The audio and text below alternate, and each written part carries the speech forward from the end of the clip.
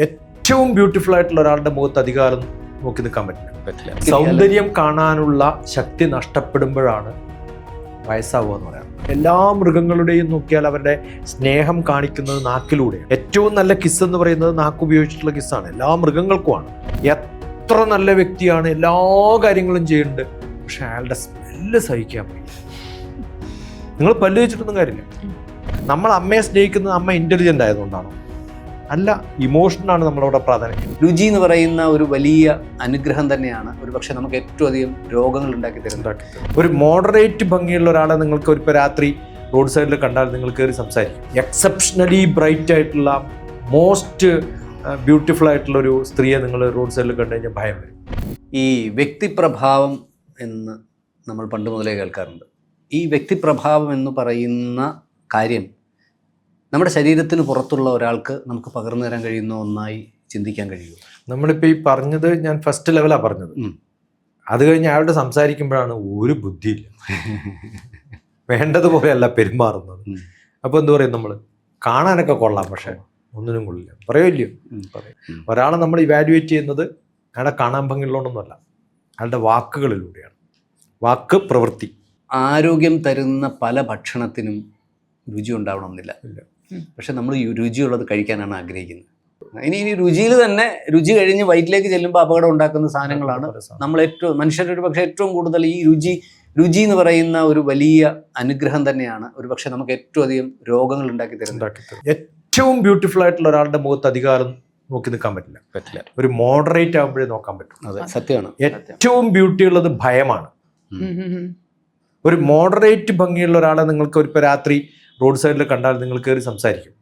പക്ഷെ ബ്രില്യൻ്റ് ആയിട്ടുള്ള, exceptionally bright ആയിട്ടുള്ള, മോസ്റ്റ് ബ്യൂട്ടിഫുൾ ആയിട്ടുള്ള ഒരു സ്ത്രീയെ നിങ്ങൾ റോഡ് സൈഡിൽ കണ്ടു കഴിഞ്ഞാൽ ഭയം വരും. യക്ഷിയാണല്ലോ. അല്ല, ഇതുമായിട്ട് ബന്ധപ്പെട്ട് പ്രോബ്ലം വരുമോ അങ്ങനെയും തോന്നാലോ? അതെ. എൻ്റെ ഒരു സംശയം അവിടെയല്ല. ഇപ്പം നമുക്ക് രുചി, സൗന്ദര്യം നമ്മുടെ യൗവനത്തിൽ അല്ലെങ്കിൽ ഒരു 30 വയസ്സ് വരെ കൂട്ടാം, അല്ലെങ്കിൽ 35 വയസ്സ് വരെ, പുരുഷനെ പറ്റി 40 വയസ്സ് വരെ കൂട്ടാം. ഈ സമയത്ത് നമ്മളെ സ്റ്റിമുലേറ്റ് ചെയ്യുന്ന എനർജി ഇതാണ്. എല്ലാം ഇപ്പോഴും അങ്ങനെയാണ്. അല്ല, ഒരു 40 വയസ്സ് കഴിഞ്ഞാൽ കുറച്ചുകൂടെ ലോജിക്കൽ. സൗന്ദര്യം കാണാനുള്ള ശക്തി നഷ്ടപ്പെടുമ്പോഴാണ് വയസ്സാവുക എന്ന് പറയാറുണ്ട്. ദൈവമേ, വയസ്സെന്ന് പറയുന്നത് it's not a biological age. അത് നമ്മളിപ്പോൾ ഉദ്ദേശിക്കുന്ന ഒരു ഹസ്ബൻഡും വൈഫും ചിലപ്പം അവർ മാരേജിൻ്റെ തലേ ദിവസം പോലും ഇല്ലാത്ത ഭംഗി മാരേജ് കഴിഞ്ഞിട്ടൊരു 2 മാസം ഉണ്ടാവും. കാരണം ഈ ഇഷ്ടം ഷെയർ ചെയ്യുമ്പോൾ കിട്ടുന്ന ഒരു റിഫ്ലക്ഷൻ ഉണ്ട്. മനം ദർപ്പണ സമാനം എന്നാണ്. മനസ്സ് ദർപ്പണം പോലെയാണ്. എന്നെ ഏറ്റവും ഇഷ്ടപ്പെടുന്ന ഒരാൾ മുമ്പിലിരിക്കുമ്പോൾ എൻ്റെ ഫേസിൽ കിട്ടുന്ന ഒരു ഗ്ലോ എൻ്റെ ഇഷ്ടമല്ലാത്തൊരു കിട്ടുന്ന സമയത്ത് ഉണ്ടാവില്ല. കാരണം ശരീര മനസ്സോ യോഗ. എന്നെ ഇഷ്ടപ്പെടുന്ന ഒരാൾ എൻ്റെ അടുത്ത് എത്തുമ്പോൾ തന്നെ, എൻ്റെ അമ്മയുടെ അടുത്ത് എൻ്റെ ഒരു കുട്ടി എത്തുന്ന സമയത്ത്, അല്ലെങ്കിൽ ഞാൻ അമ്മയുടെ അടുത്ത് എത്തുമ്പോൾ കിട്ടുന്ന എൻ്റെ ശരീരത്തിൻ്റെ ഗ്ലോ എന്നെ ഇഷ്ടപ്പെടാത്തൊരടുത്ത് പോകുമ്പോൾ അത് പോവും. മിറർ ന്യൂറോൺസ് പോലെ അല്ലേ? നമ്മൾ സാധാരണഗതിയിൽ ഫേസ് വരയ്ക്കുമ്പോൾ പോലും, നമ്മൾ ചിരിക്കുന്ന മുഖം വരയ്ക്കുമ്പോൾ എൻ്റെ ആ കർവ് ഉണ്ടല്ലോ, അത് നേരെ റിവേഴ്സ് ചെയ്താൽ ദുഃഖായി. Centre of point has to be shifted എന്നാ പറയുക സാധാരണ.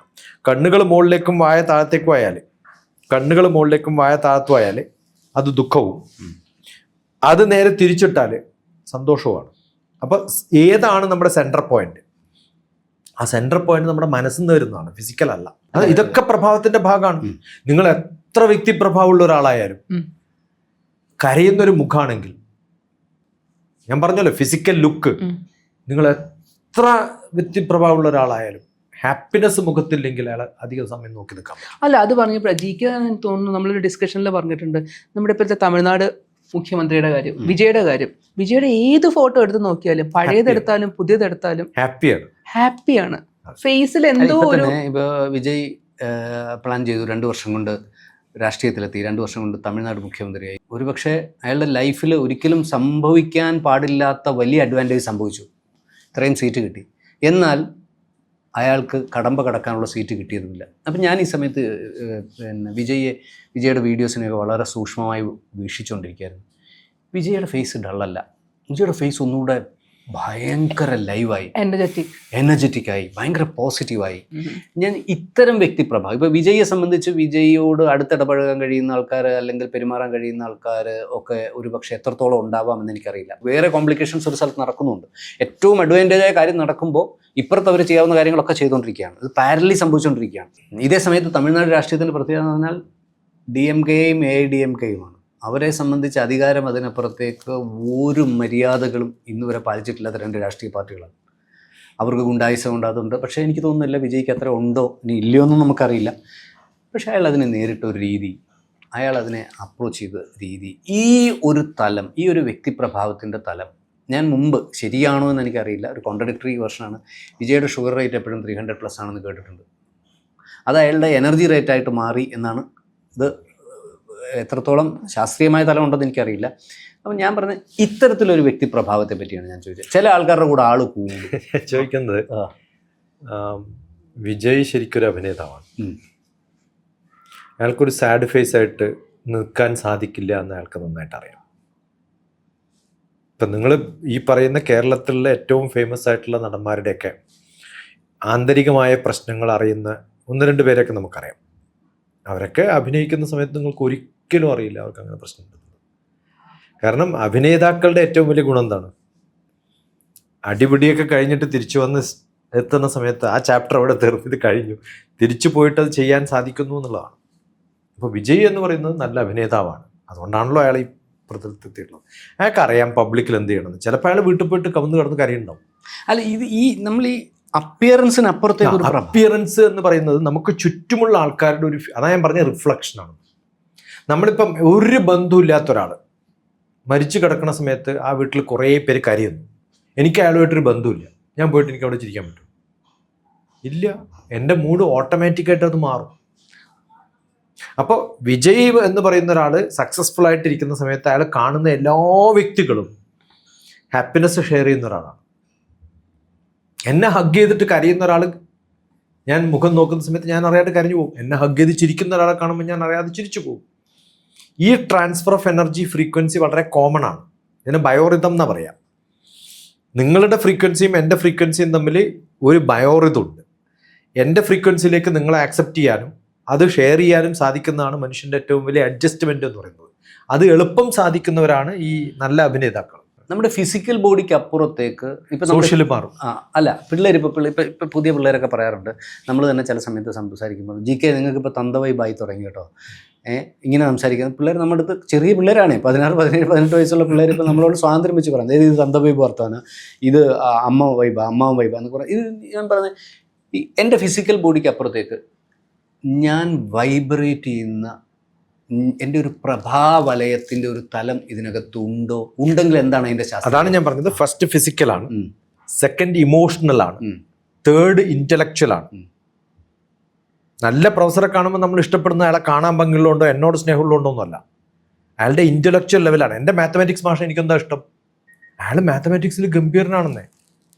അയാളുടെ പ്രഭ എന്ന് പറയുന്നത് അയാളുടെ മാത്തമാറ്റിക്സ് ആണ്. ഇതും കഴിയുമ്പോഴാണ് സോഷ്യൽ. എന്നോട് സ്നേഹം ഉണ്ടാവണമെന്നൊന്നുമില്ല.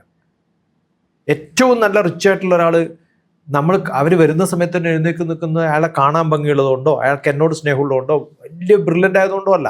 അയാൾക്കൊരു സോഷ്യൽ ആക്സെപ്റ്റൻസ് ഉണ്ട്, അയാൾ റിച്ച് ആണെന്നുള്ളത്.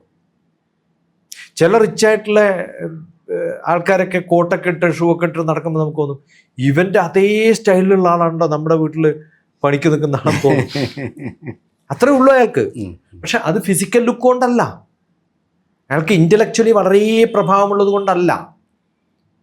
അയാൾ നമ്മളുമായിട്ട് ഒരു ബന്ധവുമില്ല, ചിലപ്പോൾ എന്നെ ഇഷ്ടപ്പെട്ടിട്ടുണ്ടാവില്ല, പക്ഷെ എന്നാലും അയാളുടെ റിച്ച്നെസ് അയാൾക്കൊരു പോപ്പുലാരിറ്റി കൊടുത്തിട്ടുണ്ട്. ഓക്കെ, ആ ഇമോഷൻ ഇങ്ങനെ സ്പ്രെഡ് ആവുകയാണ് ഒരാളിൽ നിന്ന് അടുത്ത ആളിലേക്ക്, പരസ്പരം അറിയണം. അല്ലാതെ നമ്മുടെ ഒരു ശരീരത്തിന്റെ ഒരു വൈബ് അല്ല. അതാ ഞാൻ പറഞ്ഞത്, ഫിസിക്കൽ വൈബ് ഉണ്ട്, ഇന്റലക്ച്വൽ വൈബ് ഉണ്ട്, ഇമോഷണൽ വൈബ് ഉണ്ട്, സോഷ്യൽ വൈബ് ഉണ്ട്. ഇതിലും ഹയർ ആണ് സ്പിരിച്വൽ വൈബ്. ശങ്കരാചാര്യ ഇഷ്ടപ്പെടുന്നത് അയാൾക്ക് വലിയ ബുദ്ധിയുള്ള ആളാന്ന് വിചാരിച്ചിട്ടൊന്നുമല്ലല്ലോ, എന്നോട് സ്നേഹമുള്ളത് കൊണ്ടുമല്ല. അയാളെ കാണാൻ ഭംഗിയുണ്ടോയെന്നും എനിക്കറിയില്ല. അയാൾ സോഷ്യലി കുറേ പേര് അയാളുടെ കൂടെ ഉള്ളത് നോക്കിയിട്ടാണോ നമ്മൾ പോകുന്നത്? ആകെ ശങ്കരാചാര്യരുടെ കൂടെ നമ്മൾ 4 പേരെ കാണാറുള്ളൂ. പക്ഷെ അദ്ദേഹത്തിൻ്റെ ഉള്ളിൽ നമ്മൾ വായിക്കുമ്പോൾ നമുക്ക് കിട്ടുന്ന ഒരു എക്സ്ട്രാ ഒരു spiritual knowledge, I am committed to that, I am dedicated to that. ആ ഒരു അവസ്ഥയിലാണ് സ്വാമി വിവേകാനന്ദൻ. എല്ലാ വ്യക്തികളും അങ്ങനെയാണ്. സ്വാമി വിവേകാനന്ദനെ നമ്മൾ ഡെക്കറേറ്റ് ചെയ്തിട്ട് കുറെ ആൾക്കാരുടെ കൂട്ടത്തിൽ വെച്ചിട്ടല്ലല്ലോ അയാളെ പോപ്പുലറൈസ് ചെയ്യാറ്. അതെ, അവരുടെ ടീച്ചിങ്സ് അത് ഒരു സ്പിരിച്വൽ ആണ്. അല്ല, ഈ 5 ഫോൾഡ് ആണ് നമ്മുടെ ഓറ എന്ന് പറയുന്നത്. ഓറ ഈസ് 5 ഫോൾഡ്. ആ 5 ഓറയും കൂടിയിട്ട് അന്നമയ, പ്രാണമയ, മനോന്മയ, വിജ്ഞാനമയ, ആനന്ദമയ കോശമേ ശുദ്ധ്യന്താം. അത് ശുദ്ധമായിട്ടുള്ള ഒരാൾക്കാണ്. ഇതിൽ 1 or 2 കൂടുതൽ ഉണ്ടായാൽ കുറേ കാലം നിൽക്കും. അല്ലെങ്കിൽ മേക്കപ്പ് ചെയ്തിട്ട് you can present him good. അല്ല, ഈ ഓറയുടെ ഒരു ചില ആൾക്കാർക്ക് കേട്ടിട്ടുണ്ട് 1.5 അടി ശരീരത്തിന് പുറത്തേക്ക് ഓറയുണ്ട്. ചില ആൾക്കാരുടെ ഓറ 9 ഫീറ്റോളം 9 ഫീറ്റ് പോകും. ചിലത് ഭയങ്കരമായി സ്പ്രെഡ് ചെയ്യും എന്നൊക്കെ പോകുന്നിടത്തൊക്കെ സ്പ്രെഡ് ചെയ്യും. നമ്മളിൽ അട്രാക്ട് ചെയ്യപ്പെടും. We become A magnet and others will become iron powders. അതാണ് എനിക്കറിയേണ്ടത്. ഈഷിത്വം ച വശിത്വം ച എന്നാണ്. നമ്മുടെ ഏറ്റവും നല്ല ഗുണം എന്ന് പറയുന്നത് മണിമാദിഷ്ട സിദ്ധികൾ എന്നാണ്. ആരാണ് ഏറ്റവും നല്ല ഞാൻ അതിലേക്കാണ് വരുന്നത്. ഏറ്റവും നല്ല കഴിവുള്ളൊരു വ്യക്തി എന്ന് പറഞ്ഞാൽ എന്നെക്കാളും ഉയർന്നവരെ കാണുമ്പോൾ അവരുടെ കാലിൽ വീണ് നമസ്കരിക്കാനും, എന്നെക്കാളും കുറച്ചും കൂടി ആവശ്യം എൻ്റെ അടുത്തേക്ക് വന്നിട്ട് കിട്ടുമെന്ന് തോന്നുന്നവരെ എൻ്റെ കാലിൽ നമസ്കരിപ്പിക്കാനും ഈ കഴിവുണ്ട്. ഈശിത്വം വശിത്വം എന്നാണ്. വശീകരിക്കുക എന്ന് പറഞ്ഞാൽ ആൾക്കാരെ നമ്മളിലേക്ക് അട്രാക്ട് ചെയ്യുക. ഈശിത്വം എന്നാണ് അങ്ങോട്ട് പോവാം. അതുപോലെ തന്നെ അണിമ മഹിമ ചെയ്യുക. അണുവായിട്ട് ചുരുങ്ങി നിൽക്കാനും പറ്റണം, വലിയ വ്യക്തിയാവാനും. നമ്മുടെയൊക്കെ കൃഷ്ണൻ്റെ കഥ കേൾക്കുമ്പോൾ അറിയാറുണ്ട്. ചെറിയ കുട്ടിയായിട്ട് ഏറ്റവും താണൊരാളായിട്ട് നിൽക്കും, അതേ സമയത്ത് ഏറ്റവും വലിയ വ്യക്തിയായിട്ട് ലോകം ഫുൾ എന്നിലാണെന്ന് കാണുന്ന വിശ്വരൂപ ദർശനം കാണിക്കാനും സാധിക്കും. അതേ വ്യക്തിയാണ് അർജുനൻ്റെ അടുത്ത് വളരെ സ്നേഹത്തോടു കൂടി ഒരു ഡ്രൈവറായിട്ട് പോകുന്നതെന്ന് ആലോചിച്ച് നോക്കണം. മനസ്സിലാവുണ്ടോ? അപ്പം നമ്മൾ ആരടുത്ത് പവർ കാണിക്കണോ അവരെ കാണിക്കുകയും എവിടെ കാണിക്കാതിരിക്കുകയോ അവിടെ കാണിക്കാതിരിക്കുകയും ചെയ്യുന്നതാണ് നമ്മുടെ ഏറ്റവും വലിയ പ്രഭാവം. ഈ പറയുന്ന ലോക്കൽ നേതാവ് ഏറ്റവും വലിയ നേതാവായിട്ട് നമ്മൾ അംഗീകരിക്കുന്നു. പക്ഷെ അയാൾ ഹൈക്കമാൻഡിൻ്റെ അടുത്ത് പോയി കഴിഞ്ഞാലോ ഈ പ്രഭാവമൊക്കെ അവിടെ കാണിച്ചു കഴിഞ്ഞാൽ പിറ്റേ ദിവസം എൻ്റെ അടപ്പ് തെറിക്കൂലേ? അപ്പോൾ അവിടെ കാണിക്കരുത്. ഈ തിരുക്കുറൾ കഴിഞ്ഞ ദിവസം ഇങ്ങനെ തിരുക്കുറളിൻ്റെ മലയാളം പരിഭാഷ ഇങ്ങനെ ഞാൻ വായിച്ചുകൊണ്ടിരുന്നപ്പം അതിൽ നിന്ന് മനസ്സിലായ ഒരു കാര്യം, നിങ്ങൾ അറിവില്ലാത്തവൻ്റെ മുന്നിൽ നിങ്ങൾ അറിവുള്ളവനായി കാണിച്ചാൽ ഒറ്റപ്പെടും. എന്നാൽ അറിവുള്ളവൻ്റെ ഇടയിൽ നിങ്ങൾ അറിവില്ലാത്തവനായി തിരിച്ചറിഞ്ഞാൽ നിങ്ങൾ ഒറ്റപ്പെടും. അപ്പോൾ ഇത് ഈ 2 തലവും അറിവില്ലാത്തവൻ്റെ ഇടയിൽ ചെന്ന് പെടുകയാണെങ്കിൽ സാധാരണക്കാരനായി നമ്മൾ ബിഹേവ് ചെയ്യണം. അല്ലാതെ അവിടെ ചെന്ന് അറിവ് കൊടുക്കാൻ പറഞ്ഞാൽ ഇവൻ ശത്രുവായിട്ട് തീരും. കാരണം ഇവൻ്റെ ലീഗല്ല, വേറെ ലീഗിലേക്കാണ് അത്. അപ്പോൾ അത് തന്നെയാണ് ഈ അണിമ മഹിമ ലഖിമ ഗരിമ. Wait ഇല്ലാണ്ടിരിക്കേണ്ടടുത്ത് wait ഇല്ലാണ്ടിരിക്കണം. നല്ല പോലീസുകാരൻ ഹൈ പവർഫുൾ ആയിട്ട് വെയിറ്റ് കാണിക്കണം ഓഫീസിൽ. അയാൾ വീട്ടിൽ പോയാലോ? അയാളെ ഭാര്യ വെയിറ്റ് കാണിക്കുമ്പോൾ ഇനി സീനിയർ ഓഫീസറുടെ ഓഫീസിൽ ചെന്നാലും അതുപോലെയാണ്. എങ്കിലേ അയാൾക്ക് പ്രൊമോഷൻ കിട്ടുള്ളൂ. അണിമ മഹിമ ലഘിമ വരിമ ഈശിത്വം വശിത്വം ച പ്രാപ്തി പ്രകാശമേ വെച്ച് 6 ഗുണങ്ങളുള്ളതാണ് മണിമാദിഷ്ട സിദ്ധികൾ. അവരാണ് വ്യക്തിപ്രഭാവം, അവരാണ് ലീഡർഷിപ്പ് ക്വാളിറ്റി പറയുമ്പോൾ നമ്മൾ കൃത്യമായിട്ട് ഇത് പറയും. ഇതൊക്കെ ഉണ്ടായാലേ നിങ്ങൾ നല്ല ലീഡർ ആവുള്ളൂ. TPS കണ്ടിട്ടുള്ള ഏറ്റവും മികച്ച വ്യക്തിപ്രഭാവമുള്ള ആൾക്കാരാണ് വിവേകാനന്ദൻ. സ്വാമി വിവേകാനന്ദൻ ലോകത്തെ ആകെ കീഴടക്കുന്ന പ്രഭാഷണം നടത്തിയ വ്യക്തി. രാമകൃഷ്ണന്റെ മുമ്പിൽ എങ്ങനെ സറണ്ടർ ചെയ്തിട്ടുണ്ട്? ഏത് നോളജും അബ്സോർബ് ചെയ്യാൻ സാധിക്കുന്ന ഇന്റലക്ച്വൽ പവറുള്ള ഒരാളാണ് വിവേകാനന്ദ സ്വാമികളുടെ. ഫിസിക്കൽ ബ്യൂട്ടി ഉണ്ടല്ലോ, അദ്ദേഹത്തിന് കിട്ടിയിട്ടുള്ള ലവ് ലെറ്റേഴ്സിന്റെ എണ്ണം എനിക്ക് തോന്നുന്നു വേറെ ഒരു സ്പിരിച്വൽ ലീഡറും കിട്ടിയിട്ടില്ല. അങ്ങനെ ഒരു കഥയുണ്ടോ? പിന്നെ അദ്ദേഹത്തെ വിവാഹം കഴിക്കണം. അദ്ദേഹം അമേരിക്കയിൽ ജീവിക്കുന്ന സമയത്ത് ഒരു ലേഡിയുടെ കൂടെ താമസിക്കുന്ന അവരങ്ങനെയാണ് ഹോസ്റ്റ് ചെയ്തിട്ട് എല്ലാ ദിവസവും കുറെ കത്തുകൾ വരും. അപ്പൊ ഇവർ പറഞ്ഞു ഞങ്ങൾ ആരെങ്കിലും ഏർപ്പാടാക്കാം ഇതിനൊക്കെ മറുപടി അയക്കാൻ. എനിക്ക് കിട്ടിയ ലവ് ലെറ്ററിന് നിങ്ങൾ എങ്ങനെ മറുപടി അയക്കാന്ന്. സത്യം. നല്ല സുന്ദരിയായ ഒരു കുട്ടി വന്നിട്ട് ചോദിച്ചു എനിക്ക് അങ്ങേ വിവാഹം കഴിക്കണമെന്നുണ്ട്, അങ്ങേപ്പോലൊരു കുട്ടി ഉണ്ടാവണം എന്നാണ് എൻ്റെ ആഗ്രഹം. ഉടനെ സ്വാമി വിവേകാനന്ദൻ പറഞ്ഞത് അത് ഗ്യാരണ്ടി ചെയ്യാൻ പറ്റില്ല, ഗ്യാരണ്ടി ആയിട്ടൊരു കാര്യം ചെയ്യാം, ഇന്നു മുതൽ ഞാൻ അങ്ങയെ അമ്മയായിട്ട് കരുതാം, എന്നെ മകനായിട്ട് കരുതിക്കോളൂ എന്നാണ്.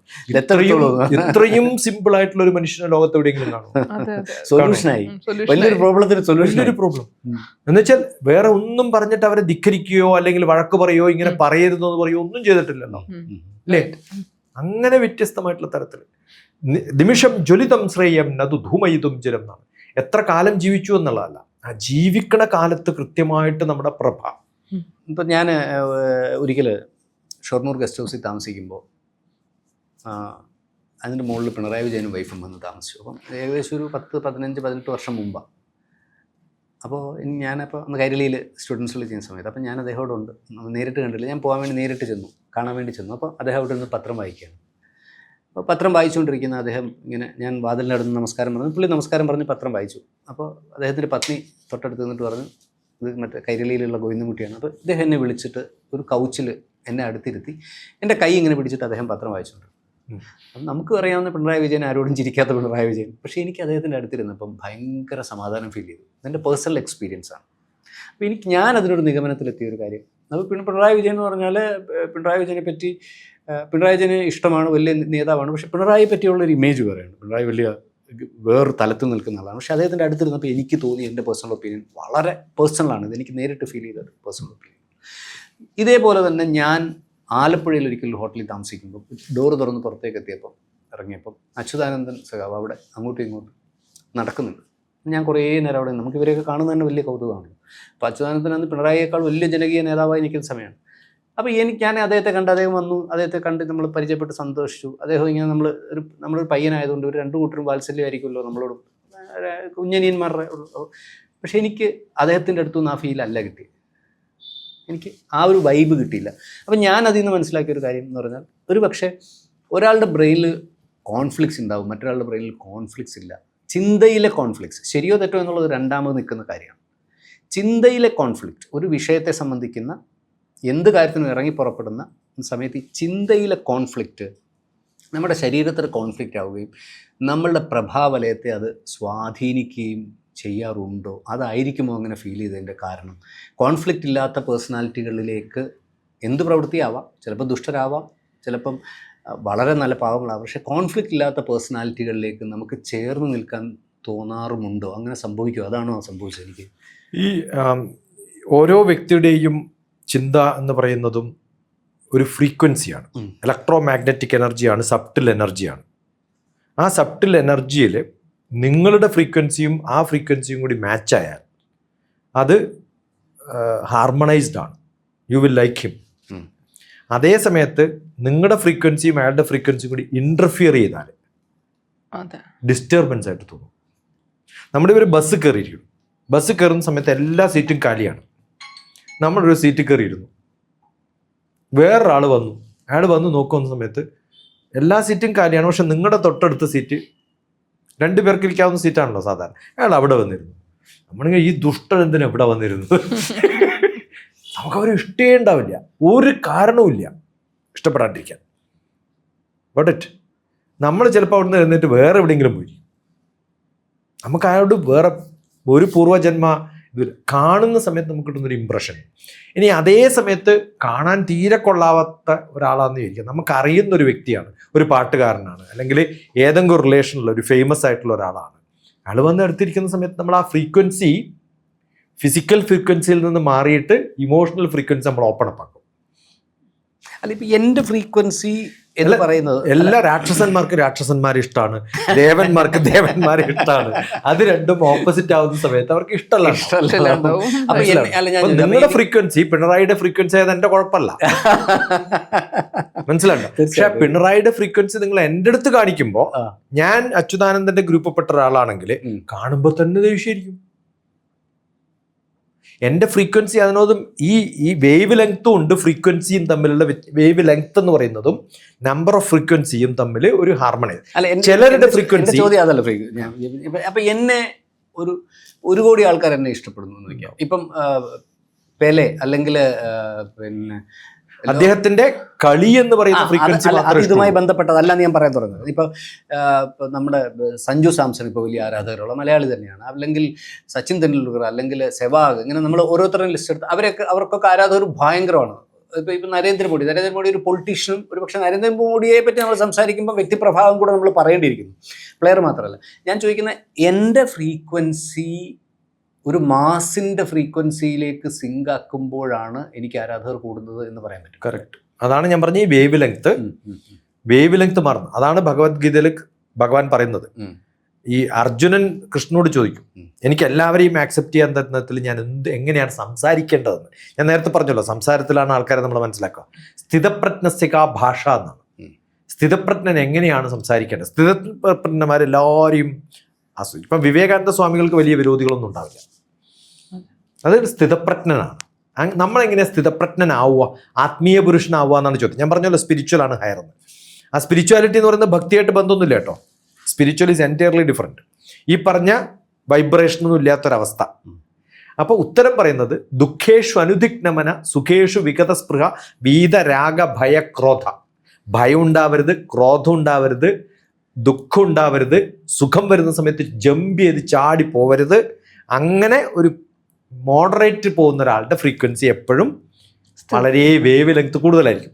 വേവ് ലെങ്ത് കൂടുമ്പോൾ അതിനിടയിൽ ഏത് ഫ്രീക്വൻസിയും അബ്സോർബ് ചെയ്യാൻ പറ്റും.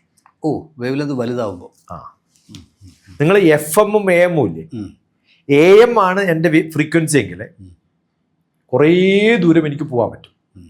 FM ആണെങ്കിൽ റേഞ്ച് കുറവാണ്, ആ സമയത്ത് കുറച്ച് പേരെയൊക്കെ സന്തോഷിപ്പിക്കാൻ പറ്റും. ഇത്രയ്ക്ക് വ്യത്യാസമുള്ളൂ. അപ്പോൾ എൻ്റെ ഫ്രീക്വൻസി ഈ FM-ൽ നിന്ന് AM-ലേക്ക് മാറ്റുകയാണ് ഒരു വ്യക്തിയുടെ പ്രഭാവം. അതെങ്ങനെ കഴിയും?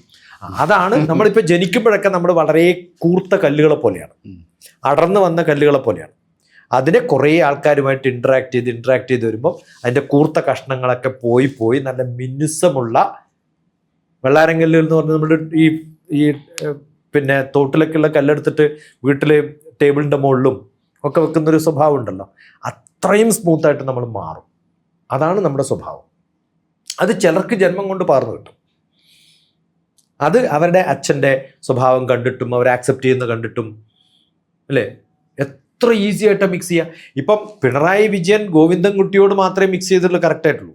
ഉമ്മൻചാണ്ടിയോട് പറയുമ്പോഴോ ലക്ഷക്കണക്കിന് ആൾക്കാരുടെ ഇടയിൽ ഇപ്പം ഉമ്മൻചാണ്ടി എൻ്റെ കൈ പിടിച്ച് നടന്നിട്ടുണ്ട്. അരമണിക്കൂർ എൻ്റെ കൈ ഷോൾഡർ പിടിച്ചോണ്ടാണ് നടന്നിരിക്കുന്നത്. അത് വേറെ വ്യക്തിത്വമാണ്, അത് മനുഷ്യനാണോ പ്രഭാവം. അല്ല, അത് പറയപ്പോ അദ്ദേഹത്തിന്റെ മകനെ കുറിച്ച് പറയാതിരിക്കാൻ പറ്റില്ലല്ലോ. അത് ഇത് കണ്ടിട്ട് വളരെയാണ്, ആ ജീനിലുണ്ട് അത്. ഇപ്പം എൻ്റെ ഏറ്റവും മൂത്ത ബ്രദർ, എൻ്റെ അച്ഛൻ കണ്ടിട്ട് എനിക്ക് പരിചയമില്ല, പക്ഷെ അച്ഛനെ പറ്റി പലരും പറയാറുണ്ട്.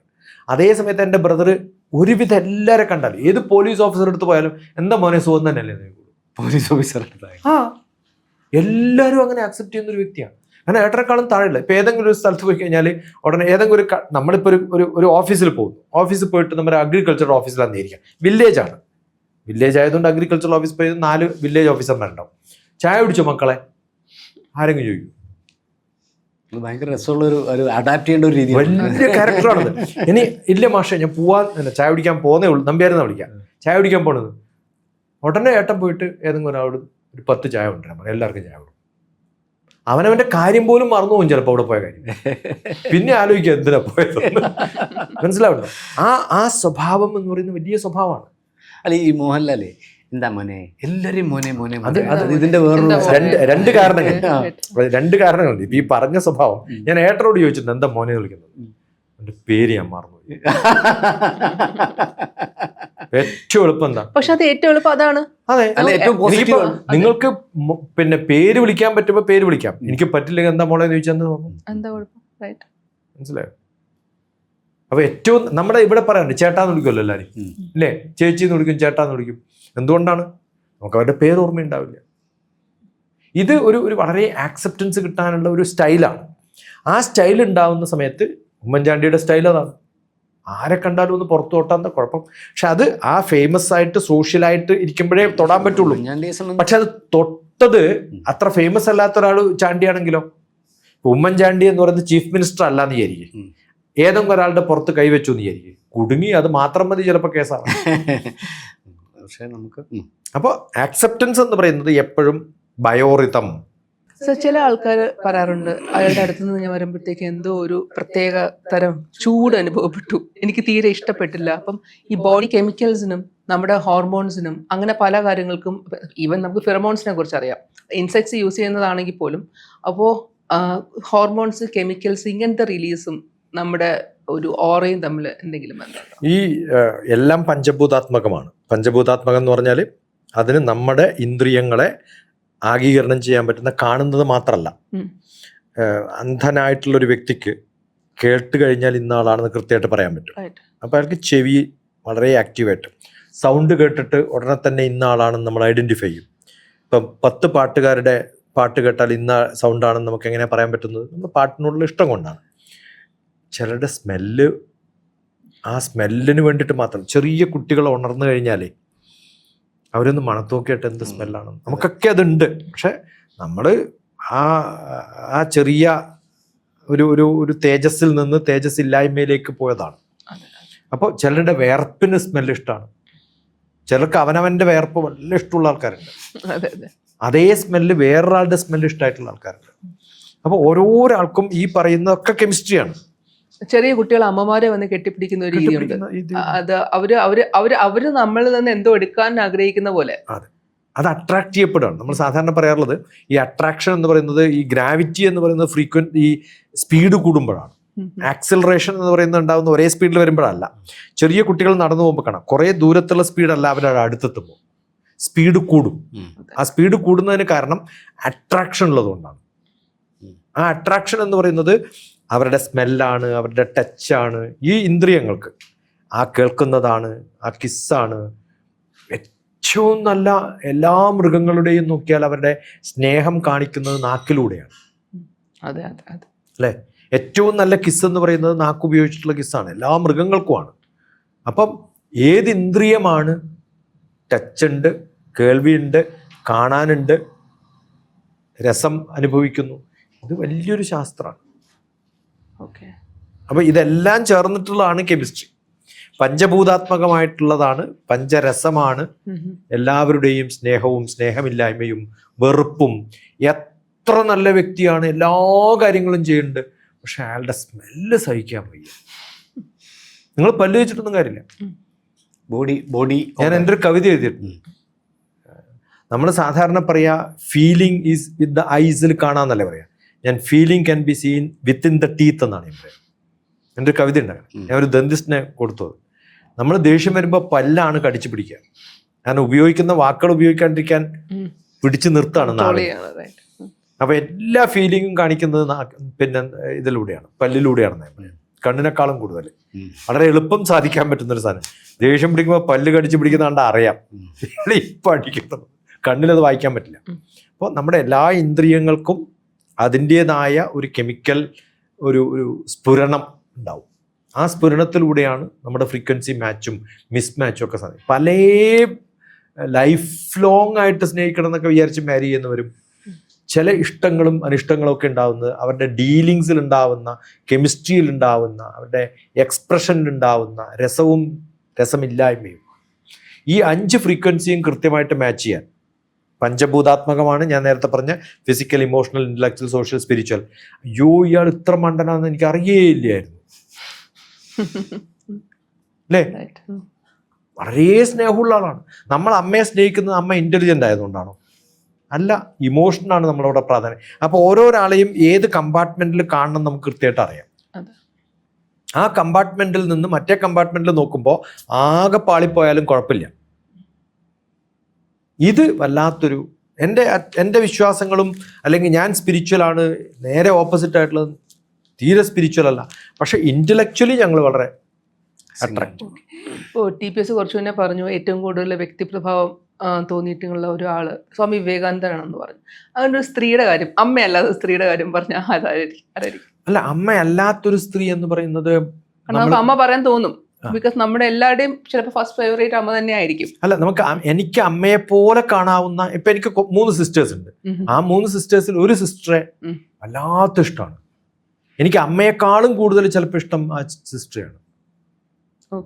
മനസ്സിലായി? ഇപ്പൊ 3 ബ്രദേഴ്സ് ഉണ്ട് എനിക്ക്. ബയോളജിക്കലി എനിക്കുള്ള ആ 3 ബ്രദേഴ്സും 3 സിസ്റ്റേഴ്സും. അതിനേക്കാളും ഇഷ്ടം ചിലപ്പം ഈ ബ്രദറിനെക്കാളും ഇഷ്ടം വേറൊരാളെയാണ് എനിക്ക് ബ്രദറായിട്ട്. എൻ്റെ കുടുംബത്തിൽപ്പെടാത്ത ഒരാളായിരിക്കും, അയാളാണ് എൻ്റെ ബ്രദർ. നമ്മൾ ചിലപ്പോൾ ഒരാളെ കാണുന്ന സമയത്ത് അച്ഛൻ മരിച്ചതാണ്, പക്ഷെ ഇയാളാവണമായിരുന്നു എൻ്റെ അച്ഛൻ, അല്ലെങ്കിൽ അയാൾ എങ്ങനെയെങ്കിലും എൻ്റെ വീട്ടിൽ ഒരാളെ വിവാഹം കഴിക്കേണ്ടതായിരുന്നു എന്ന് തോന്നുന്ന എത്രയോ കാര്യങ്ങളുണ്ട്. ഇപ്പം അല്ല, എൻ്റെ ചേട്ടൻ്റെ മകള്, അവൾക്ക് കല്യാണപ്രായമാകുന്ന സമയത്ത് ഇന്ന വ്യക്തി അവളെ കഴിക്കുകയാണെങ്കിൽ എന്ത് നന്നായിരുന്നു നമ്മൾ ആഗ്രഹിക്കാറുണ്ട്. അദ്ദേഹത്തെ നമ്മുടെ റിലേറ്റീവായി കിട്ടാനുള്ള ഒരു ആഗ്രഹം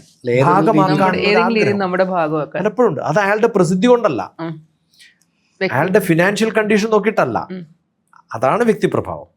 എനിക്ക് എൻ്റെ റിലേറ്റീവായിട്ട് കൂടെ ഇരിക്കണം തോന്നുന്നു. ഇപ്പം എൻ്റെ ഗുരുവിൻ്റെ കൂടെ, ഞാൻ എൻ്റെ ഗുരുവിൻ്റെ കൂടെ യാത്ര ചെയ്യുന്ന സമയത്ത് ഞാൻ 10-40 വയസ്സും ഗുരു 10-75 വയസ്സുള്ള ആളാണ്. ഞങ്ങൾ കൂടെയാണ് കിടന്നുറങ്ങുന്നത്.